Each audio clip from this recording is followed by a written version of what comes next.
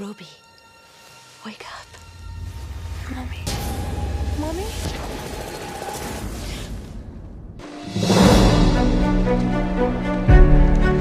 Jangan gampang percaya sama orang. Kejahatan dan niat busuk emang gak pandang status, hubungan darah, ataupun ikatan pertemanan. Seperti kisah sebuah keluarga ini yang nitip anak-anak berharga mereka pada orang-orang yang salah dan hanya ingin enaknya saja, bahkan cuma ngincer hartanya doang. Mampukah si teteh cantik beserta adiknya lepas dari genggaman si om beragajul ini? Dan inilah dia, Glass House.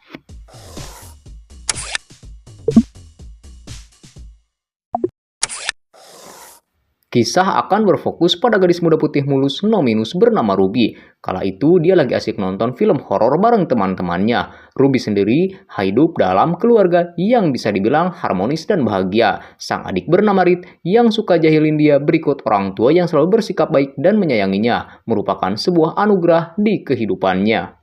Di hari itu, ayah dan ibunya akan merayakan hari ulang tahun pernikahannya pada malam nanti. Ruby pun merasa sangat senang dengan rencana orang tuanya karena Ruby mempunyai kesempatan untuk nongkrong bagi bareng gengnya dan bersenang-senang sampai larut malam.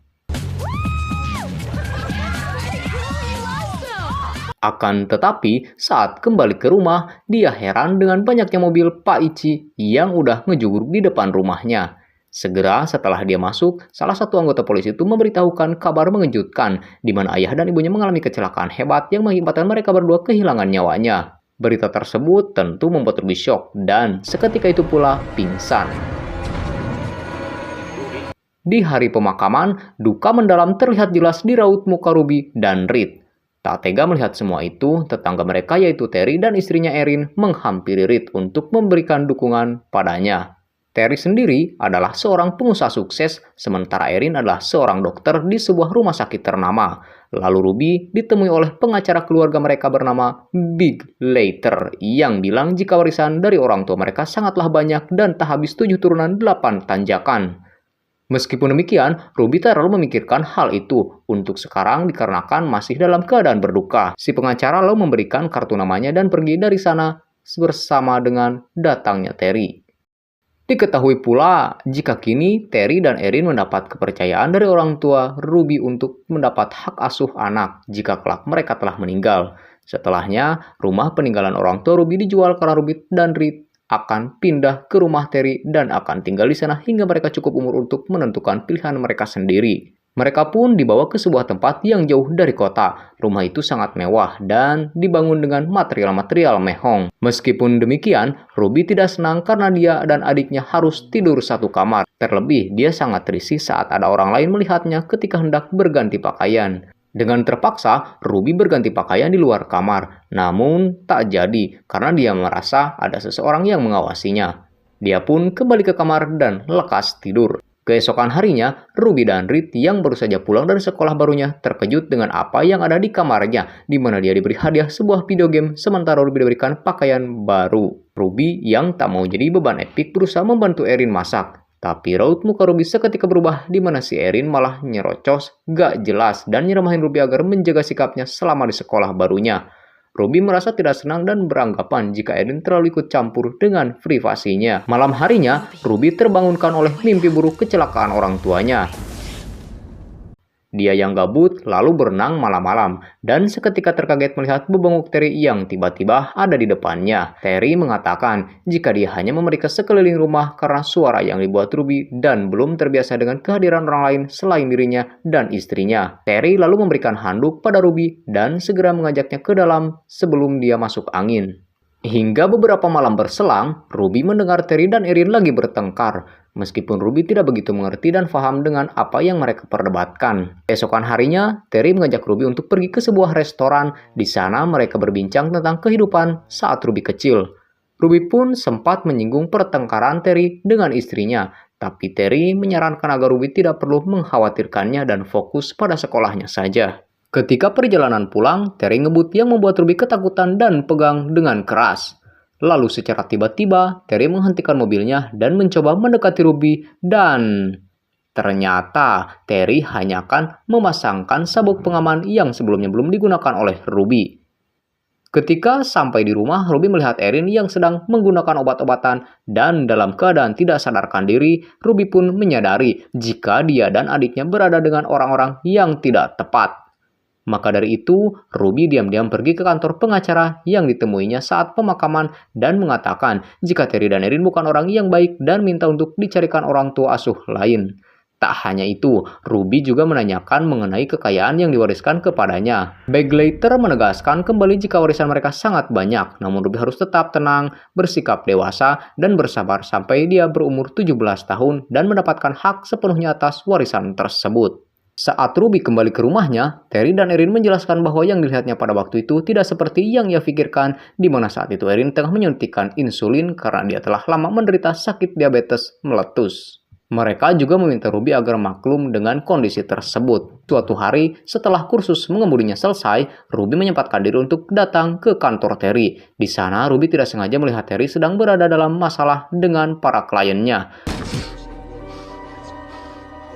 Melihat kejadian itu, Ruby pergi ke gudang mobil yang berada di kantor itu. Kemudian Ruby berkeliling untuk melihat-lihat. Tak lama kemudian, dia melihat sebuah mobil yang persis sama dengan mobil yang digunakan oleh orang tuanya pada saat kecelakaan terjadi. Dari sana, Ruby pun semakin yakin jika dia dan adiknya berada dalam bahaya. Pada malam harinya, saat makan bersama, Ruby mengambil kesempatan untuk mencatat password yang digunakan Terry untuk mengunci rumah karena Ruby berencana untuk kabur dari rumah itu bersama adiknya. Ruby lalu mencari informasi tentang kecelakaan mobil yang menimpa orang tuanya, karena pada saat kecelakaan terjadi, orang tuanya menggunakan mobil yang berbeda. Lalu, Terry menghampiri Ruby yang sudah tertidur, dan Terry tahu jika Ruby belum menyelesaikan tugas sekolahnya, dan berinisiatif membantu menyelesaikan tugasnya. Di pagi hari, Ruby yang terbangun dari tidurnya terkejut karena tugas sekolahnya sudah diselesaikan oleh Terry.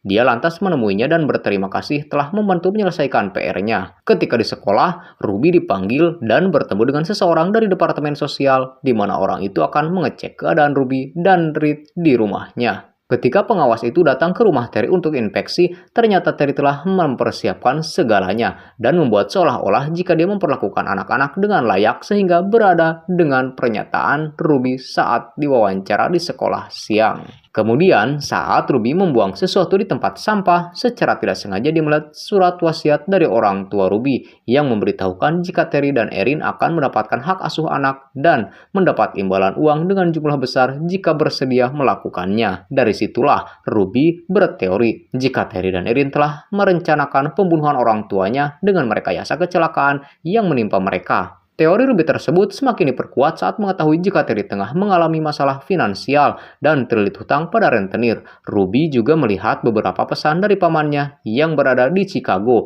yang tidak pernah disampaikan Terry kepadanya. Malamnya, Ruby menguping pembicaraan Terry dengan rentenir yang menagih hutangnya. Dan benar saja, mereka membicarakan masalah uang yang harus dibayar Terry secepatnya dan mengancam akan menghabisi Terry jika tak segera melunasinya. Merasa dirinya terancam, Ruby berniat kabur dari rumah itu secara diam-diam dan berhasil mengambil kunci mobil saat Terry sedang tidur dengan istrinya. Ruby pun langsung membangunkan Reed dan pergi dari rumah itu. Dengan cuaca buruk dan Ruby yang masih belum terbiasa memudikan mobil, dia berusaha semaksimal mungkin untuk kabur karena sudah mengetahui kebusukan Terry dan istrinya. Hingga mereka terjebak macet yang disebabkan oleh bencana tanah longsor di sana dan membuat Terry berhasil menyusul dan membawa mereka kembali ke rumah. Di perjalanan, Ruby mengungkapkan kecurigaannya jika Terry lah dalang dibalik kecelakaan orang tuanya dan menginginkan warisan yang ditinggalkan oleh kedua orang tua Ruby untuk melunasi hutang-hutangnya. Kemudian, ketika sampai di rumah, Ruby berontak dan diberi obat penenang oleh Erin. Malam itu, Terry dan Erin juga terlibat cekcok dengan istrinya tentang masalah hutangnya. Erin sangat stres dan tertekan dengan masalah yang dihadapi keluarganya. Selain itu, Erin ternyata telah ditinggalkan oleh putrinya yang masih kecil yang membuat Erin semakin frustasi dan menggunakan obatnya secara berlebihan sampai membuatnya OD. Keesokan harinya, Ruby terbangun dari tidurnya dan terkejut melihat Erin yang sudah berada di sampingnya dengan kondisi yang telah tiwas karena pemakaian obat secara berlebihan. Kemudian, Terry yang baru saja pulang dari kantornya dan menemukan Erin dengan kondisi sudah tak bernyawa, lalu mencari keberadaan Ruby yang sedang bersembunyi di rumah itu. Ruby membangunkan Reed yang masih tertidur dan segera mengajaknya melarikan diri. Tapi Terry berhasil mencegahnya dan menguncinya di gudang. Lalu, dengan iri busuknya, Terry berniat menjebak Ruby dan Reed untuk mencuri mobilnya yang sudah dipotong remnya agar Ruby dan Reed seolah mengalami kecelakaan mobil seperti yang dilakukan kepada orang tuanya. Terry pun berpura-pura tidur dan Reed yang berhasil keluar melalui lubang ventilasi auto terpancing untuk mengambil kunci mobil itu. Tanpa Terry duga, pengacara Begleiter datang bersamaan dengan para rentenir yang kesabarannya udah habis pada Terry. Begleiter yang tak mau ikut campur dengan urusan mereka lantas mencoba pergi dari sana. Namun naas, para rentenir itu tak membiarkan Begleiter pergi dan menghabisinya saat itu juga.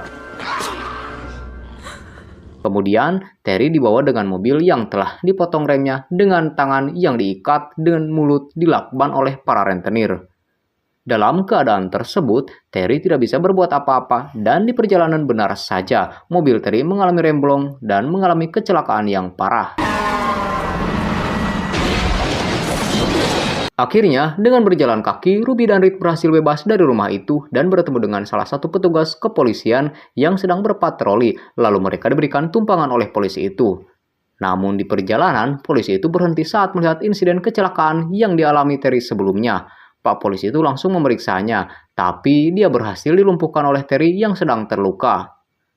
Terry lalu menuju ke arah Ruby dan Reed sembari membawa pistol yang ia rebut dari Pak polisi tadi.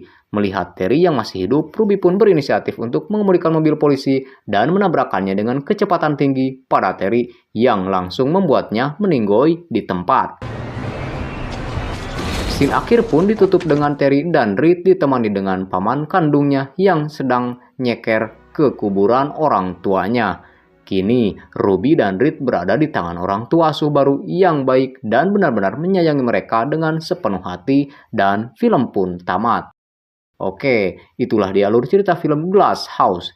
Intinya, di zaman sekarang janganlah terlalu percaya, bahkan percaya 100% sama orang, walaupun itu teman dekat maupun tetanggamu sekalipun. Sekian dulu dari Bang Dikson. Terima kasih bagi yang masih stay sampai akhir. Sampai ketemu lagi di review film selanjutnya. Dan adios, amigos, permios, ngaleos.